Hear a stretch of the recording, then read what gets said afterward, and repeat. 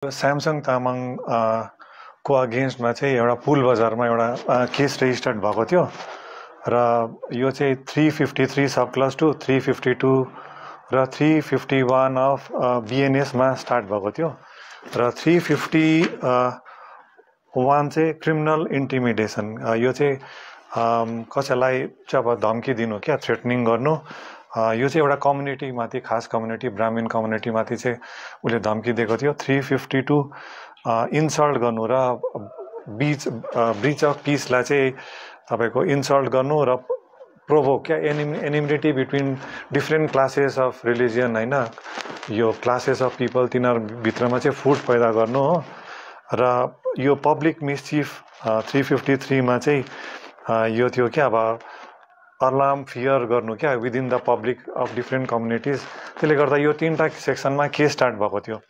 अन्त उहाँले यो स्यामसङ तामाङले चाहिँ एउटा फेसबुक पेजमा पत्रकार भन्ने एउटा लेबल, पत्रकार भन्ने एउटा फेसबुक पेजमा आएर चाहिँ उहाँले एउटा स्टेटमेन्ट दिनुभएको थियो रिगार्डिङ खास कम्युनिटी, बाहुन कम्युनिटीको अगेन्स्टमा। र यो बाहुन कम्युनिटी चाहिँ अब यो बेगर्सहरू हो, शरणार्थी हो, रिफ्युजी हो, टपारे ब्राह्मिन्सहरू हो। र यिनीहरूको चाहिँ अब थ्रेटमेन्ट, अब यो कम्युनिटी लिएर चाहिँ उसले त्यो फेसबुकको पेजमा ब्राह्मण कम्युनिटीको अगेन्स्टमा थुप्रै नराम्रो कुराहरू भएको थियो। त्यसले गर्दा यो क्लास अफ क्या रिलिजियन हुनु थालेको थियो पहाडमा। र यसले गर्दा पुल बजारमा एउटा केस रेजिस्टर्ड भएको थियो। त्यहाँदेखि केस रेजिस्टर्ड भएर चाहिँ उसलाई चाहिँ अब यो अपियर हुनु भनेर 35(3) बिएनएसमा चाहिँ एउटा नोटिस गएको थियो र नोटिस रिसिभ गरेर पनि ऊ एब्सकन्ड भयो। एब्सकन्ड हुँदा फेरि सिक्किममा पनि उसको अगेन्स्टमा यो कम्प्लेन भएको थियो। त्यहाँदेखि सिक्किम पुलिसको एउटा टिम गएर चाहिँ उसलाई गयामा एरेस्ट गर्यो। गयामा एरेस्ट गरेर उसलाई पिसीतिर सिक्किम पुलिसले रिमान्डमा पनि गयो।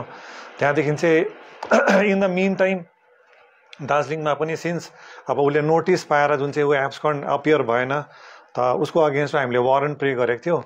त in the meantime Sikkim पुलिसले अलरेडी उसलाई एरेस्ट गरेर सिक्किम गान्तोक कोर्टमा प्रड्युस गरेको थियो, सिजिएम कोर्टमा। त्यहाँदेखि उसलाई रिमान्डमा लियो र हामीले चाहिँ जब चाल पाएँ कि सिक्किम पुलिसले एरेस्ट गरेको छ त्यति बेला चाहिँ हामीले एउटा प्रोडक्सन वारन्ट इस्यु गर्नु भनेको थियो कोर्टमा। त एउटा production warrant on the basis of production warrant आज चाहिँ सिक्किम जेलबाट चाहिँ उहाँलाई प्रड्युस गरेको थियो आज सिजिएम कोर्टमा। र आज प्रड्युस गरिसकेर चाहिँ हामीले चाहिँ उहाँलाई 7 डेज पुलिस रिमान्डको लागि प्रे गरेको थियो र कोर्टले 3 डेज रिमान्ड चाहिँ अलाउ गरेको छ। 3 डेज चाहिँ तपाईँको दार्जिलिङ थानामा कि यो पुलबजार थाना? पुलबजार थानामा। यो चाहिँ अब पिसी किन मानेको भन्दाखेरि नि कुन चाहिँ इन्क्रिमिनेटिङ आर्टिकल्स के इक्विपमेन्ट्स यो के लिएर चाहिँ उसले फेसबुकमा त्यस्तो भाइरल स्टेटमेन्ट दिएको थियो अगेन्स्ट अ कम्युनिटी होइन। र यसमा चाहिँ अरू को छ उसको साथ दिनेहरू छ होइन, यस्तो यो उसले जुन चाहिँ स्पिच दिएको छ होइन फेसबुक पेजमा आएर, र को चाहिँ उसको बिहाइन्ड हिम होइन, को छ उसको साथ दिने।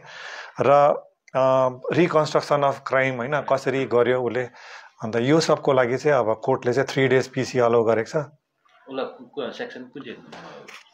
सेक्सन तपाईँको 351 सब क्लास 2 352 र 353 सब क्लास 2 अफ बिएनएसमा चाहिँ उसको अगेन्स्टमा केस रेजिस्टर्ड भएको छ। 1 तारिक चाहिँ अप्रिल होला फेरि प्रड्युस गर्ने छ।